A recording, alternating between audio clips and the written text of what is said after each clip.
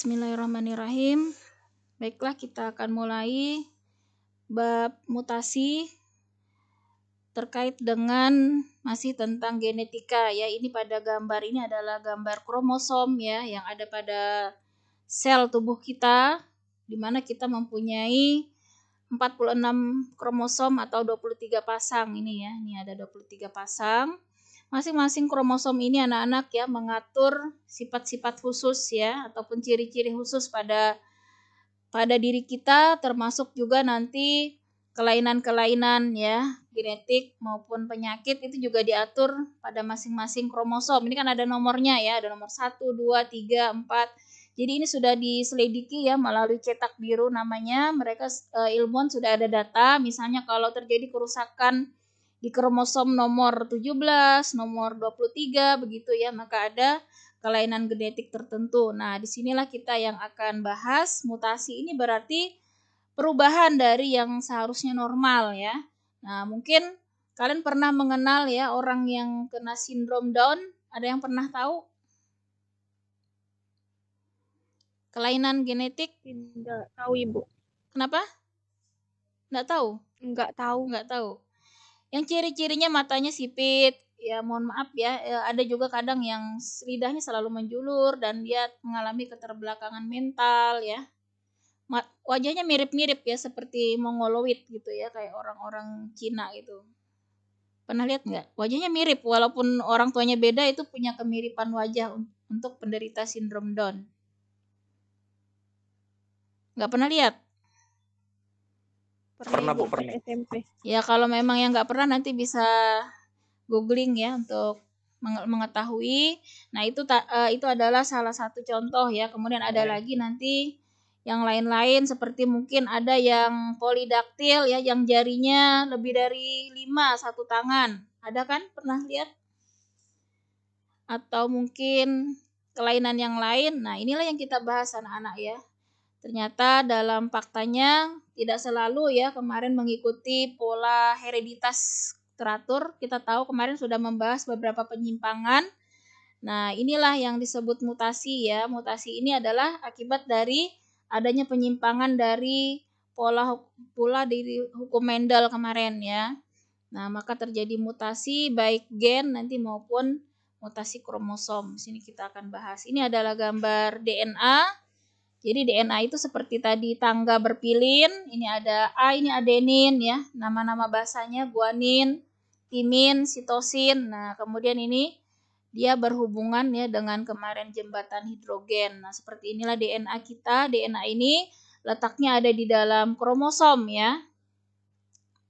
Nah, kromosom ini adanya di dalam inti sel. Nah, inilah yang membedakan setiap individu, walaupun kembar identik sekalipun pasti ada perbedaan ya, karena ada di sini perbedaan kode ya, tidak 100% sama kode-kode gennya.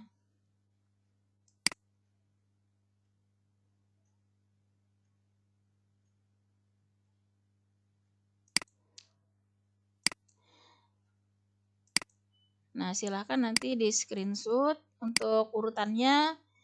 Kalian bisa lihat nanti rekamannya ya. Jadi mutasi ini adalah perubahan ya dari materi genetik DNA ini, ada perubahan yang dapat diwariskan secara genetis kepada keturunannya. Nah, termasuk juga ciri fisik maupun penyakit ya. Kita tahu ada penyakit turunan ya seperti hemofili, seperti penyakit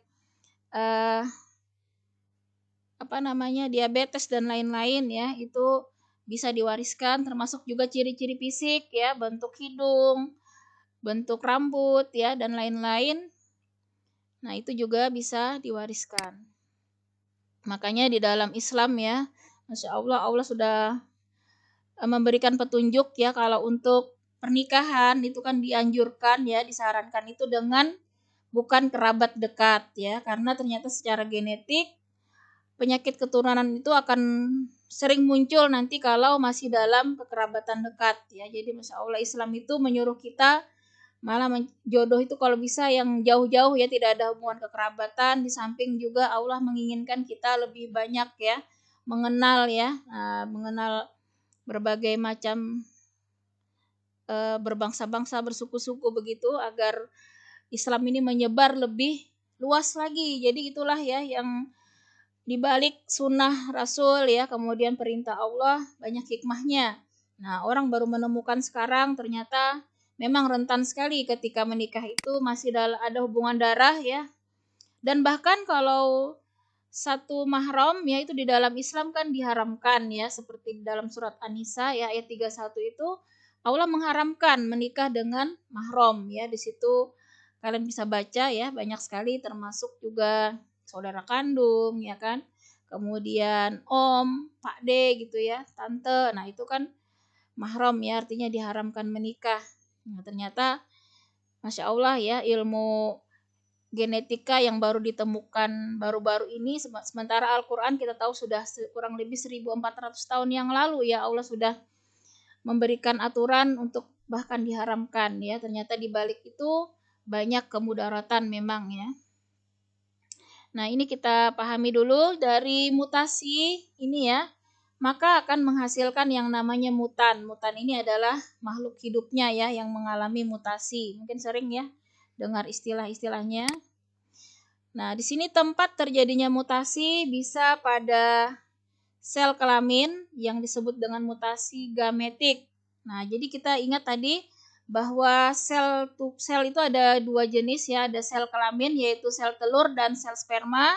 Ada juga yang disebut sel tubuh. Nah, sel tubuh disebut sel somatik ya, yaitu seluruh tubuh kita ini ya, mulai dari ujung rambut sampai ke ujung kaki ini kan terdiri dari sel-sel. Nah, maka itu disebut sel tubuh atau sel somatik.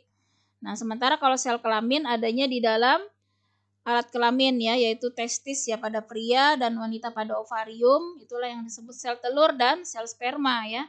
Nah, jadi mutasi ini bisa terjadi pada sel telur atau sel sperma, bisa juga terjadi pada sel tubuh kita ya.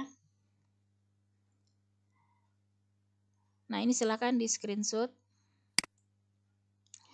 Kemudian kita membahas yang pertama dulu, mutasi pada gen. Jadi mutasi ini ada dua tingkat ya, ada pada gen, ada juga pada kromosom. Nah, kalau pada gen berarti pada urutan ya dari basa-basa nitrogen tadi kita tahu di sini. Yang mutasi gen yang pertama di buku kalian juga ada, bisa nanti dipelajari lebih jauh ya. Nah, jadi ini adalah salah satu rantai DNA ya. Kita sudah pernah belajar ya di dalam sintesis protein. Ini contoh kodon ya. Masih ingat mungkin RNAD. Pada kodon ini kan satu paket ya. Nah, di sini jadi misalnya substitusi ini kan artinya pergantian ya. Nah, kita lihat di sini awalnya dia adalah GGS, kemudian dia berubah menjadi GGU. Nah, makanya ini yang disebut substitusi, ada pergantian ya dari S di sini, sitosin menjadi urasil. Nah, ini disebut juga dengan mutasi diam ya. Jadi kita hanya memahami ini ya. Jadi kalau mutasi gen terjadinya pada gen-gen ini ada yang berubah ya. Kalau dia berupa pergantian seperti ini, hanya berubah salah satu basa, ini disebut dengan substitusi. Nah, sekarang kita, yang gambar-gambar ini nggak usah nanti digambar ya. Nah, ini mutasi gen yang kedua ya. Ada juga mutasi salah arti ya. Kalau tadi mutasi yang diam itu tidak terlalu berpengaruh ya. Kalau di sini mutasi salah arti, ini sudah mengubah nama asam aminonya ya. Kalau yang tadi ini kan tidak berubah ya nama asam aminonya, karena nama asam amino itu juga bisa terdiri dari beberapa ya. Kalau ini sudah berubah, nanti nama asam aminonya udah berubah. Itu bedanya.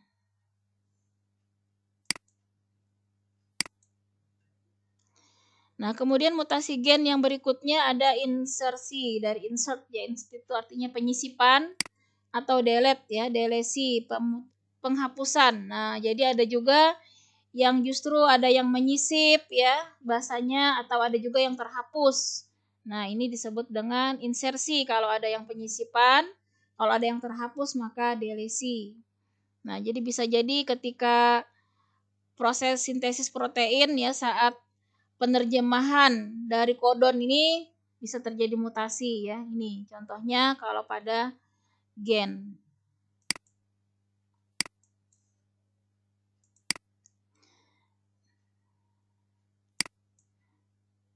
Nah, ini seperti ini ya, ada yang menyisipnya sampai 1 paket ya. Maka ini bisa mengubah nama asam amino nantinya yang harusnya mungkin fenilalanin bisa berubah menjadi ini metionin ya, asalnya bisa berubah menjadi yang lain ya karena terjadi penyisipan di sini. Ini pada gen. Kemudian mutasi bisa juga pada kromosom. Nah, pada kromosom ini bisa yang berubah strukturnya. Yang berubah strukturnya, ini tadi kromosom ya, kita tahu bahwa struktur kromosom ini ada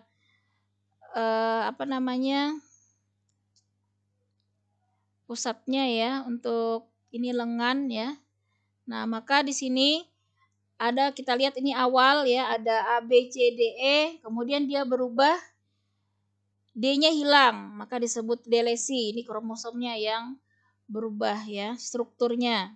Kemudian ada yang disebut duplikasi. Ini asalnya ya, A, B, C. Nah, di sini terduplikat ya, BC-nya muncul lagi 2 kali, maka disebut duplikasi.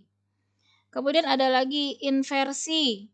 Nah, inversi kita lihat dari A, B, C, D, dia berubah ya menjadi B-nya pindah ke sini ya. Nah, CD-nya maju. Jadi di sini inversi ini ada pertukaran posisi ya, pertukaran posisi dari lengan-lengan kromosom. Nah, kemudian di sini translokasi. Nah, kalau translokasi ini kita lihat yang awalnya AB di sini dia pindah pada kromosom yang lain ya. Nah, ini kan kromosom awal ya, MNO dengan ini, ada 2 ini yang awalnya posisinya. Nah, kemudian ini lengannya yang ABCD malah pindah ke yang bawah sini, posisinya pindah ke sini, yang sini MNO pindah ke atas sini ya. Nah, jadi perpindahannya itu sudah antar kromosom. Kalau ini kan masih dalam satu kromosom, hanya berpindah posisi yang inversi. Kalau yang translokasi ini sudah perpindahan antar kromosom. Nah, jadi ini saja ya yang dipahami perubahan dari kromosom ya. Nanti di buku kalian juga ada untuk definisi dan juga gambar-gambarnya ya ada. Mungkin ini boleh kalau ini digambar ulang ya untuk lebih jelas dikasih warna begini ya supaya tahu di mana posisi perubahannya. Nah, jadi yang Ibu tandai ini kan ini ada rekamannya ya, yang ini boleh dicatat yang ini.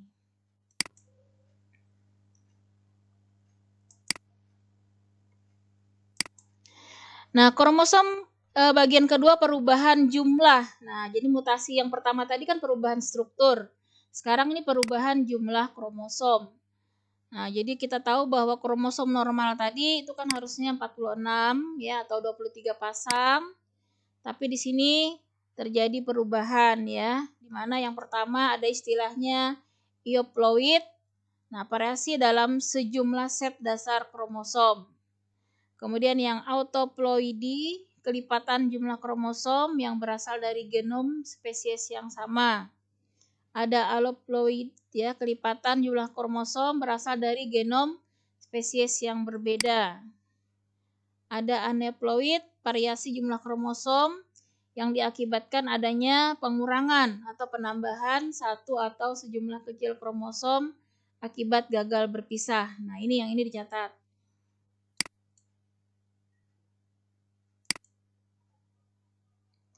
Ini contohnya saja salah satu, kita lihat aneuploid.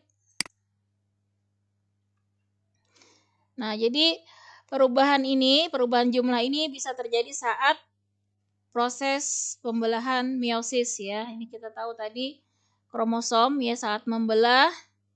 Nah, di sini pada meiosis 1 bisa terjadinya, bisa juga pada meiosis 2. Ini yang disebabkan oleh gagal berpisah ini ya. Jadi harusnya dia terpisah tapi dia terus menempel di sini, akibatnya dia hanya ada di sel bagian anak yang ini ya 3, di sini malah cuma 1.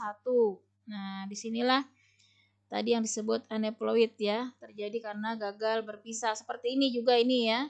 Nah, jadi tidak terbagi sama. Akhirnya di sini hanya kedapatan 1 kromosom, sementara di sini kelebihan menjadi 3 kromosom.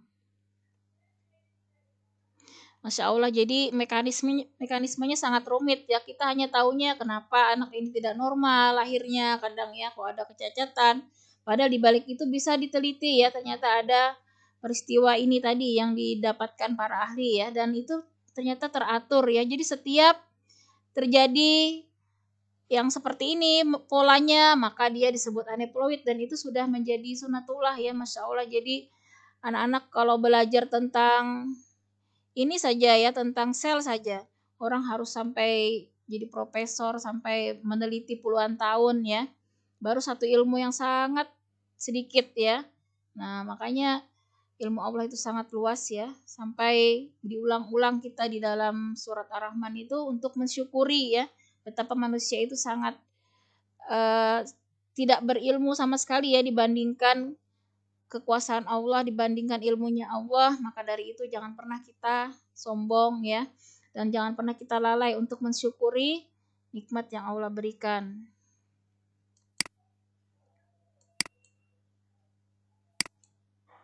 Nah, ini tadi akibat kelainan tadi ya, karena perubahan kromosom. Ini ada tadi sindrom Down, trisomi ya, 21 sehingga memiliki 47 kromosom. Jadi kromosomnya kelebihan ya.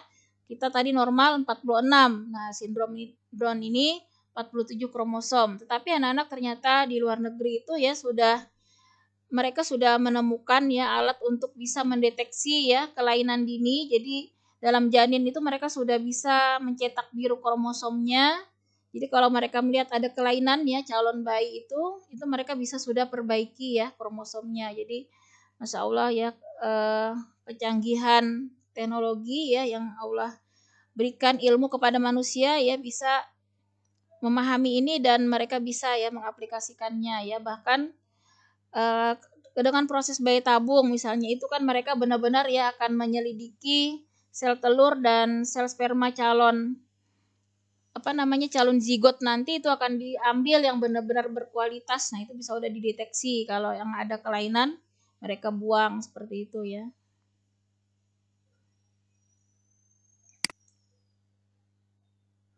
Kemudian ini ada sindrom Klinefelter. Nah, ini tambahan kromosom pada laki-laki sehingga menghasilkan XY ya. Karena normalnya kan XY. Berarti ini pada sel kelamin ya. Kemudian ada lagi sindrom Turner. Nih, monosomi pada anak perempuan. Harusnya kan XX, tapi dia menjadi XO ya, hilang X-nya 1. Kemudian ada lagi sindrom ekstra Y-nya kelebihan. Nah, XYY. Ada juga kelebihan X, triple X jadinya ya.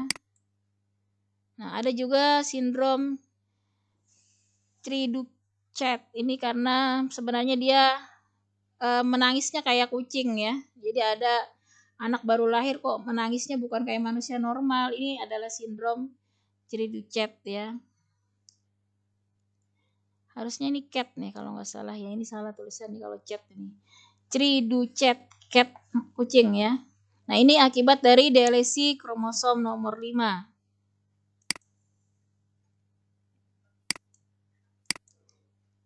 Nah, tadi ini adalah sindrom Down ya. Nih penderitanya.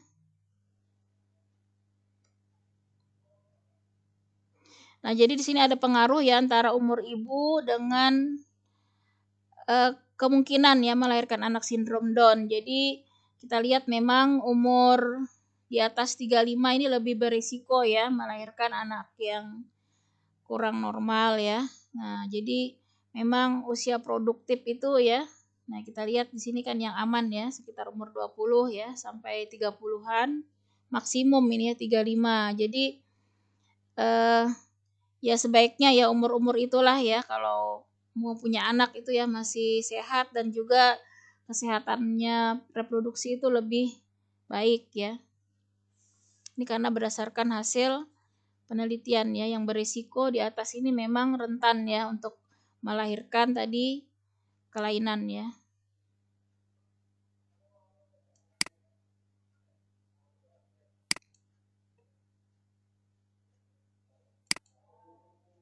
Nih untuk penderita sindrom Cri-du-Chat ini. Ini bayinya ya masih sama orangnya, tetapi dia setelah umur 4 tahun masih kecil badannya ya, dan perkembangannya memang sangat lambat. Nanti bisa kalian lihat di Google untuk ciri lebih detailnya ya.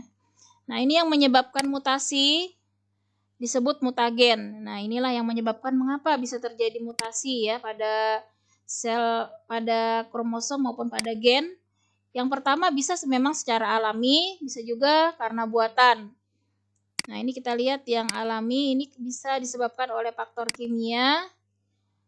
Alam ini artinya memang kita tidak sengaja ya mengalami mutasi. Contohnya ini ya yang bekerja di laboratorium, yang di situ terdapat sinar-sinar ya yang membahayakan. Jadi memang makanya kita tahu ketika bekerja di lab khusus ya yang ada sinar-sinar itu ya, sinar untuk steril, kadang sinar UV ataupun infrared dan lain-lain, seperti sinar ronsen ya yang bekerja di itu bagian rumah sakit juga, yang bagian ronsen itu memang rentan ya mengalami mutasi. Jadi mereka biasanya harus pakai dengan baju khusus kan ya, yang baju itu bisa melindungi mereka dari sinar itu masuk ke dalam tubuh ya. Jadi diusahakan terpantul ya. Nah, karena itu jadi banyak nih ya pengalaman, apalagi wanita, jadi hati-hati ya kalau bekerja di bagian lab yang ada cahaya itu ya, khusus seperti ronsen tadi yang mungkin kalian lebih kenal ya, atau misalnya di lab-lab yang canggih itu kan juga ada alat-alat untuk mensterilisasi ya, seperti di lab apa itu yang ada pembuatan kultur jaringan dan seterusnya ya, makanya di situ harus menggunakan baju khusus tadi yang kayak astronot itu ya, supaya tidak terpapar radiasi ya. Nah, ini jadi bisa disebabkan oleh bahan kimia, bisa juga oleh tadi faktor fisika. Jadi kalau sinar-sinar ini kan berarti dia faktor fisika ya. Kalau zat-zat kimia ini adalah bahan kimia. Nah, ini kalau bahan kimia biasanya dari makanan ya. Jadi kita harus hati-hati dari bisa juga karena pencemaran ya. Kita pernah tahu ya di beberapa tempat seperti di Jepang dulu pernah ya.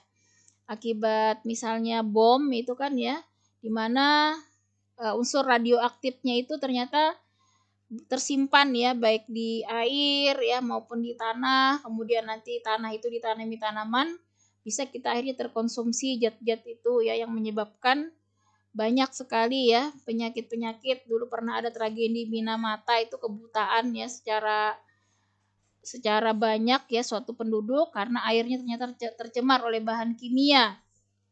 Nah, ini juga sinar ya. Sinar-sinar ini juga sangat berbahaya ya. Nah, kemudian kalau yang buatan ini memang artinya sengaja dibuat ya untuk kepentingan tertentu. Misalnya dalam rangka menghasilkan tanaman tanpa biji ya, seperti semangka tanpa biji itu memang suatu mutasi yang dikehendaki ya, atau misalnya mau membuat buah ya dalam ukuran yang besar misalnya, itu kan mutasi yang dikehendaki ya dengan rekayasa genetika ya. Nah, ini contohnya salah satunya. Jadi mereka mengubah struktur ya dari misalnya sitosin mau dirubah menjadi urasil dengan cara di sini penambahan ya H2O ya, sehingga di sini NH3-nya akan bereaksi ya sehingga senyawa ini berubah. Nah, ini kan memang dikehendaki misalnya. Jadi ahli-ahli rekayasa genetika itu makanya sekarang bisa menemukan ya berbagai macam varian tanaman. Nah, untuk hewan memang masih diperselisihkan ya, terutama kita dalam agama Islam. Ini apalagi kalau manusia yang diotak-atik dalam rangka misalnya bikin mau membuat Superman misalnya ya. Karena sebenarnya bisa ya kalau secara ilmu, misalnya mau menciptakan Superman itu tulangnya kayak kuatnya kayak kawat, kayak besi baja gitu. Dia bisa terbang misalnya. Jadi bisa direkayasa, diambil misalnya gennya burung ya kan, diambil gennya apa lagi ya. Nah, hewan apa yang kuat gitu direkayasa, dimixkan secara rekayasa genetika, maka sebenarnya bukan tidak mungkin, tetapi secara Islam itu menyalahi aturan Allah. Kita dilarang ya untuk mengubah ciptaan Allah ya. Tapi ternyata di luar negeri memang banyak ya, mereka itu diam-diam ya melakukan percobaan seperti itu, dan itu berdampak pada akhirnya kezaliman ya kepada hewan maupun manusia yang dijadikan kelinci percobaan lah istilahnya ya. Tapi kalau pada tanaman itu masih diperbolehkan biasanya ya tetapi itu pun juga kita belum tahu ya sampai saat ini dampaknya secara jangka panjang hasil rekayasa genetika itu belum diketahui ya. Sehingga lebih baik memang kita yang alami ya. Yang rekayasa genetika itu memang misalnya kita bisa menghasilkan buah ya yang jumlahnya sangat besar ukurannya misalnya, atau tadi seperti semangka itu tanpa biji ya, tapi memang para ahli belum menemukan secara pasti ya efek sampingnya. Yang baru diketahui saat ini itu hanya alergi seperti itu ya.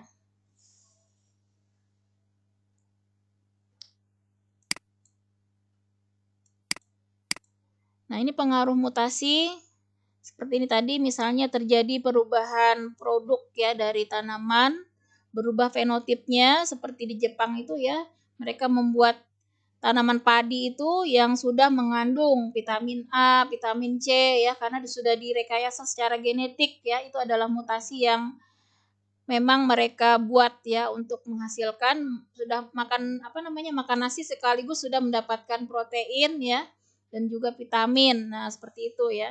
Dan sementara ini mereka gunakan untuk memenuhi kebutuhan protein khususnya di daerah-daerah yang menderita kelaparan ya. Jadi mereka cukup ya membuat satu produk tanaman, di situ sudah mengandung protein, sudah ada vitaminnya seperti itu ya. Atau misalnya untuk konsumsi para astronot. Nah, itu kan juga mereka tidak mungkin ya membawa nasi dalam jumlah banyak gitu ya ke ruang angkasa, makanan dalam jumlah besar. Akhirnya dibuatlah makanan itu hanya seukuran obat gitu ya, kapsul begitu, tapi kandungannya sudah tinggi kalori, sudah memenuhi gizi yang sempurna ya. Itu mereka juga biasanya dibuat dengan cara mutasi buatan seperti itu. Nah, mungkin kalau untuk kepentingan khusus yang seperti itu masih dibolehkan ya. Nah, kemudian di sini mutasi ini bisa akhirnya menyebabkan suatu perubahan ya, yaitu variasi. Dengan mutasi tadi akhirnya bisa ditemukan jenis varian baru ya, baik tanaman tadi, khususnya tanaman di sini ya. Dan kalau hewan juga sudah banyak sih di luar negeri ya yang membuat sapi itu sampai ukuran sangat jumbo ya dengan mutasi ini. Nah, akhirnya terjadilah evolusi ya, perubahan ya.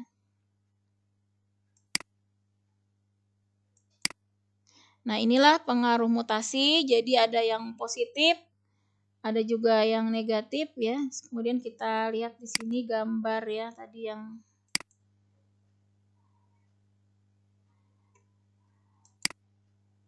mutasi sebentar. Nah, ini ya. Kelihatan nggak anak-anak ini gambarnya? Kelihatan, Ibu. Nah, ini contoh yang sindrom Turner ya. Di buku kalian silahkan bisa dibuka halaman 300 berapa ya halamannya ya. Ini buku Ibu buku lama ya. Buku baru Ibu nggak tahu nih halaman berapa.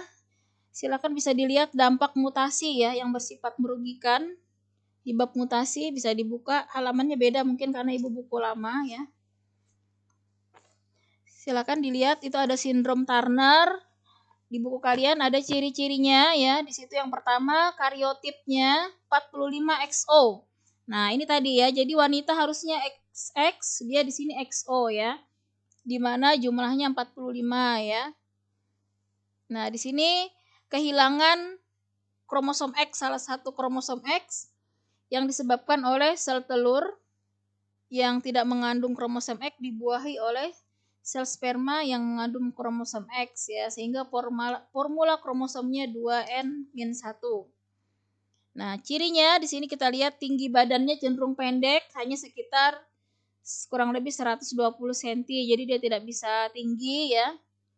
Kemudian lehernya pendek di sini ya, leher pendek. Kemudian sisi leher ada tambahan daging seperti sayap di sini, ini cirinya. Payudara dan rambut kelamin tidak tumbuh ya. Kemudian mohon maaf nih ya, bahasanya memang seperti ini ya. Puting susu terletak berjauhan ya, di buku kalian ya ada ya.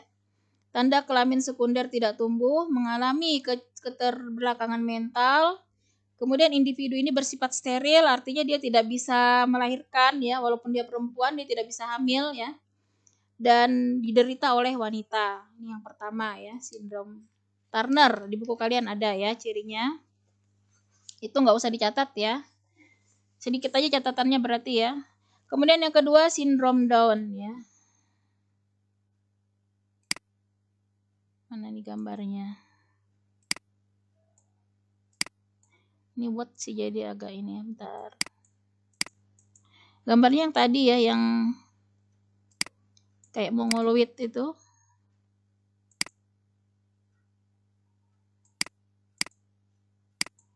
Nih, ini yang ini ya. Nah, sindrom Down, kita lihat. Sindrom Down ini kariotipnya 47 ya, XX atau 47XY. Jadi bisa diderita oleh wanita maupun laki-laki. Lengan atau kaki kadang-kadang bengkak, kemudian kepalanya lebar, wajahnya bulat ya, mulutnya selalu terbuka, hidungnya besar dan lebar, ini cirinya. Kemudian mongolisme atau sipit-sipit begini ya. Bertelapak tebal seperti telapak kera dan garis tangan abnormal. Matanya sipit miring ke samping dan jarak kedua mata lebar, bibirnya tebal, lidah menjulur ya. Air liur selalu menetes serta gigi kecil-kecil dan jarang. IQ-nya kurang lebih 40. Nah, jadi memang dia di bawah normal ya. Ini yang sindrom Down. Kemudian ada lagi yang ini Bu yang banyak mirip. ya, mirip apa? Mirip semua ya, walaupun orang tuanya beda karena dia punya kekhasan tadi mongolisme ini ya, matanya sipit dan ini tadi yang ciri khasnya dia selalu terbuka, mulutnya keluar liur gitu ya. Liurnya. Ya. Ini lagi sindrom Edward ya. Sindrom Jacob. Ini sindrom apa nih? Ini ya sindrom Edward ya. Sindrom Edward ini kariotip 45A plus 18XX atau 45A plus 18XY. Berarti dia pada kromosom nomor 18 terjadi permasalahan atau kelainan ya. Sindrom ini terjadi gagal berpisah pada kromosom nomor 18. Nah, ketika pembentukan sel telur. Ini bisa laki-laki, bisa wanita. Tulang tengkoraknya lonjong dan rahang bawah rendah ya. Kemudian di sini ciri yang lain, dadanya pendek, lebar, kedudukan telinga rendah dan tidak wajar, mulutnya kecil dan mengalami keterbelakangan mental ini ya, seperti ini. Nah, di buku kalian itu ada lagi yang dibahas sindrom Klinefelter. Nah, silahkan nanti bisa dibaca ya. Untuk lebih jelas, ada sindrom Jacob, ini ada sindrom metafemale, ada sindrom Patau. Sindrom Klinefelter, tadi ada gambarnya nih. Nih ya, Klinefelter dia laki-laki ya, tapi ada tumbuh payudara seperti ini ya. Nah, di sini kariotipnya 47XXY. Jadi ada kelebihan X ya. Harusnya XY menjadi XXY. Di sini walaupun dia laki-laki, tetapi tumbuh payudara ya, dan lengan dan kaki panjang, suaranya seperti wanita. Nah, kalau ini dia bukan karena banci ya, tapi dia memang bawaan ya, dari lahir. Testis kecil, bersifat steril, artinya juga mandul, tuna mental, jadi juga kelainan mental ya. Kemudian sindrom Jacob, ini yang ini sindrom Jacob. Yang ini sindrom Jacob ini Kariotipnya 47XYY. Nah, ini Y-nya yang kelebihan ya, sehingga diderita oleh pria. Berperawakan tinggi, bersifat antisosial dan agresif, suka melawan hukum. Nah, jadi banyak ternyata penjahat-penjahat nih biasanya ya, penjahat yang sadis itu ya, bisa jadi dia memang menderita kelainan sindrom Jacob ini ya. Jadi ada itu yang antisosial, yang sukanya suka bermasalah ya di dalam kehidupan bermasyarakat ya. Kemudian yang selanjutnya sindrom metafemale. Nih. Ini metafemale. Kariotip 44A XXX, jadi triple X diderita oleh wanita ya. Kelebihan X di sini. Nah, di sini payudaranya tidak tumbuh ya. Kemudian menstruasinya tidak teratur dan juga steril. Jadinya walaupun dia wanita, dia tidak bisa juga melahirkan, jadi mandul. Di sini juga mengalami gangguan mental. Pada umumnya tidak berusia panjang ya. Yang terakhir di buku kalian bisa dilihat tadi ya, sindrom Patau. Ini sindrom Patau. Kariotipnya 47XX atau 47XY. Jadi di sini bisa diderita oleh wanita maupun pria. Polidaktil. Nah, polidaktil, daktil ini kan artinya jari-jarinya. Poli berarti banyak. Jadi dia lebih dari normal ya. Kalau kita 5, dia bisa jadi 6 atau lebih ya. Matanya kecil, mempunyai celah bibir, ini ya, celah bibir. Mengalami kelainan pada otak, jantung, ginjal, dan usus, cacat mental, dan juga tuli ya. Jadi ini beberapa kelainan ya yang terjadi akibat tadi mutasi ya. Kalau ini tentunya mutasi yang alami, artinya tidak dikehendaki justru ya, yang bersifat merugikan, yang memang dibawa dari bawaan lahir ya. Nah, jadi kemudian ada juga tadi yang menguntungkan, bisa kalian lihat halamannya tadi beda ya. Yang mutasi yang menguntungkan tadi itu memang dibuat ya untuk menghasilkan sesuatu. Misalnya tadi contohnya semangka tanpa biji itu dengan cara triploid ya, menambahkan 1N ya, yang harusnya kan 2N ya, kromosom itu ditambahkan 1. Itu contohnya di buku kalian ada 2 ya. Yang pertama di sini contohnya pada tanaman hias sansevieria. Nah, karena banyak bermanfaat untuk sebagai penyerap polutan ya. Jadi bagus tuh ya, tanaman sansevieria itu kita letakkan di ruangan juga bisa untuk menyerap radiasi ya. Bisa juga di halaman untuk menyerap polusi udara dan seterusnya. Nah, inilah bab mutasi, gampang ya, kalau teori selesai ya, satu bab ini kita sudah selesai. Insya Allah pekan depan Ibu adakan kuis ya. Kuisnya nanti Ibu akan buat ya berbentuk Google Form. Untuk kuis ini Ibu akan mengambil bahan dari buku saja ya, kan tadi catatannya kurang lengkap mungkin ya karena tidak banyak. Jadi nanti silahkan pelajari satu bab ini ya, Ibu akan ambil dari buku kalian ya untuk membuat kuis pertemuan berikutnya insya Allah ya. Baiklah anak-anak, kalau ada pertanyaan silahkan nanti boleh tanya langsung ke Ibu ya lewat WA karena waktu kita sudah habis ya, ini kebetulan sudah jam 11. Demikian kita akhiri ya anak-anak ya. Atau satu, kalau ada yang mau bertanya, satu pertanyaan saja. Ada nggak? Kalau tidak ada, kita tutup ya. Alhamdulillahirrabbilalamin.